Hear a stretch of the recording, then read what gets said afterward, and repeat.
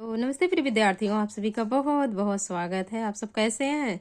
आज हम पढ़ेंगे मृच्छकटिकम का सामान्य परिचय। महाकवि शूद्रकृत मृच्छकटिकम जो है यह प्रकरण ग्रंथ है, 10 अंकों का है। इसमें दो नायिकाएं हैं, एक बसंत सेना इसकी वेश्या नायिका है और कुलजा धोता है नायिका है।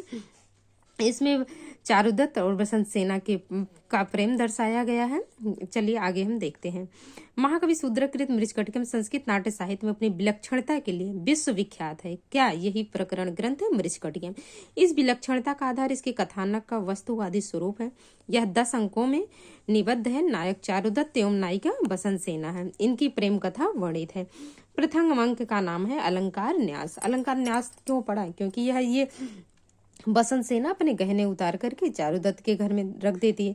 इसमें उज्जैनी की सुप्रसिद्ध गणिका बसंत सेना को राजा का जो साला होता है सकार, वो पकड़ना चाहता है। किसको? बसंत सेना को। इसीलिए अंधेरी रात में बिट और चेट के साथ बसंत सेना का पीछा करता है।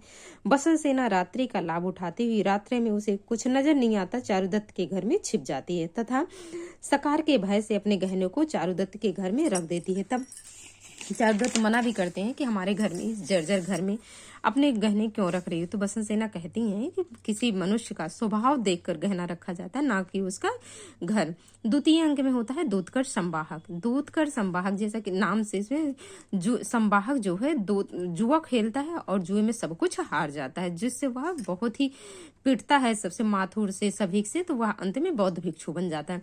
चारुदत्त का सेवक संवाहक जुए के व्यसन से त्रस्त होकर बौद्ध भिक्षु बन जाता है। इसी दिन दयोवशात बसंत सेना का उन्मत्त हाथी बौद्ध भिक्षु को पकड़ लेता है। बसंत सेना का सेवक कौन था? तो बसंत सेना का सेवक कर्पूरक है और उसे हाथी से छुड़ाता है। संवाहक को कौन छुड़ाता है? तो कर्पूरक ही छुड़ाता है। और फलतः चारुदत्त कर्पूरक को कुछ उपहार देता है। तो क्या देता है? दुशाला देता है, शॉल देता है।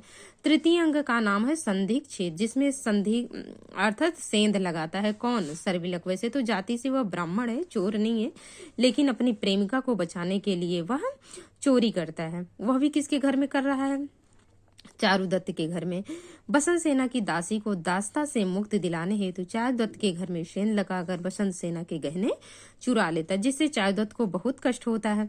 अब चारुदत्त लोकापवास से बचने हेतु अपनी पत्नी धूता का बहुमूल्य हार बसंत सेना के घर भेज देता है। अब चतुर्थ अंक में क्या होता है कि मदनिका सर्विलक। इसमें मदनिका सर्विलक इसलिए नाम पड़ा कि मदनिका और सर्विलक का मिलन होता है।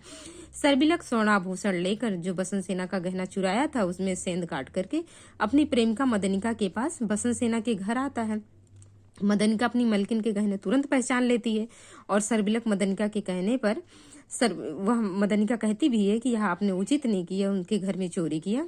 तब भी फिर वह बहुत ही चतुराई पूर्वक सर्विलक मदनिका के कहने पर आभूषण चतुराई पूर्वक यह कहकर बसंत सेना को दे देता है कि आर्य चारुदत्त ने आपके पास भेजा है।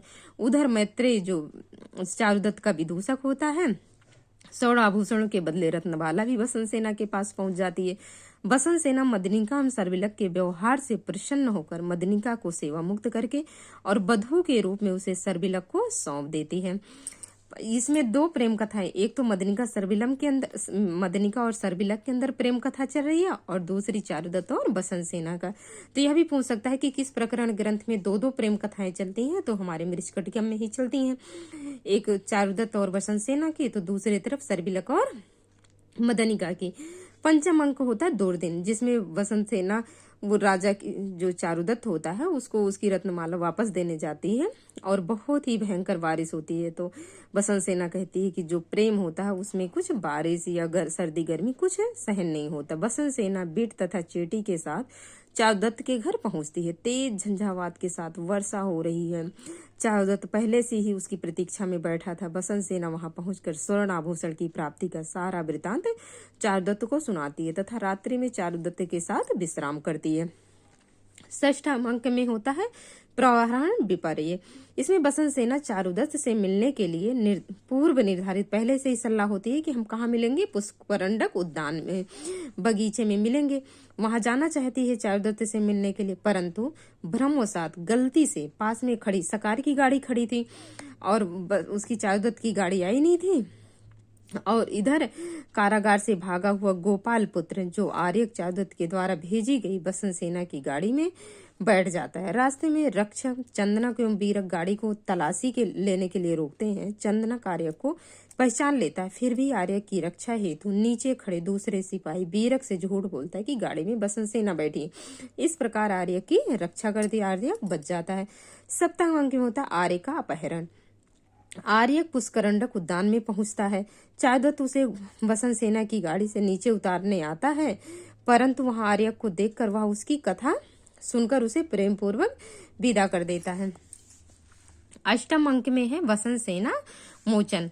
भ्रमवशात जो सकार की गाड़ी में बसंत सेना बैठ जाती है और उद्यान में गाड़ी की प्रतीक्षा कर रहे सकार के पास पहुंच जाती है। आश्चर्यचकित सकार बसंत सेना से प्रणय निवेदन करता है। वह हाथ पैर जोड़ता है प्यार के लिए, परंतु बसंत सेना उसे स्वीकार नहीं करती है। अनंतः सकार बसंत सेना का गला घोट देता है।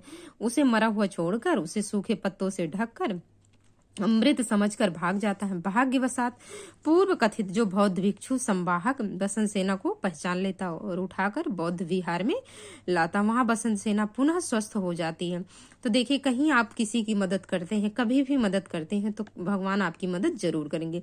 उधर बसंत सेना के सेवक ने उसको बचाया था, उसके कहते संवाहक को बचाया था, जो संवाहक बौद्ध भिक्षु बना।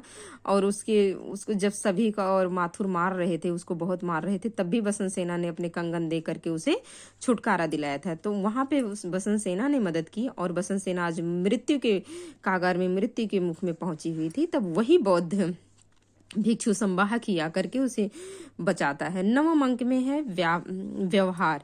सकार बसंत सेना को मृत समझकर उसकी हत्या का आरोप खुद ही सकार मारता और खुद ही चारुदत्त पे क्या कर देता, मुकदमा करके सिर पर मरता है। किसके? चारुदत्त के न्यायालय में जाकर। और दुर्भाग्यवशात न्यायालय में अभियोग सिद्ध हो जाता है कि भाई चारुदत्त ने मारा है। चारुदत्त को मृत्यु दंड की सजा हो जाती है। उधर चारुदत्त के गले में वो माला और सब कुछ पहना भी देते हैं। उधर बसंत सेना को होश आ जाता है, तो बसंत सेना रोती हुई वहां पहुंचती है। दसम अंक में संहार होता है या उपसंहार में चंडाल लोग चारुदत्त को शमशान की ओर ले जाते हैं। फांसी लगने ही वाली है कि बौद्ध भिक्षु बसंत सेना को लेकर वहां पहुंच जाता है। इधर पालक को मारकर आर्यक राजा बन जाता है। इधर पालक को मारकर कौन राजा बनता है? तो राजा आर्यक बन जाता है। और उसका मित्र सर्विलक भी शमशान में पहुंच जाता है। अनंतः चारुदत्त के स्थान पर सकार को फांसी की सजा सुनाई जाती है, परंतु चारुदत्त सकार को क्षमादान देते हुए उसे मुक्त करता है। बसंत सेना के साथ चारुदत्त के वैवाहिक प्रेम मिलन के साथ इस प्रकरण का भरतवाक्य के साथ पर्यवसान होता है।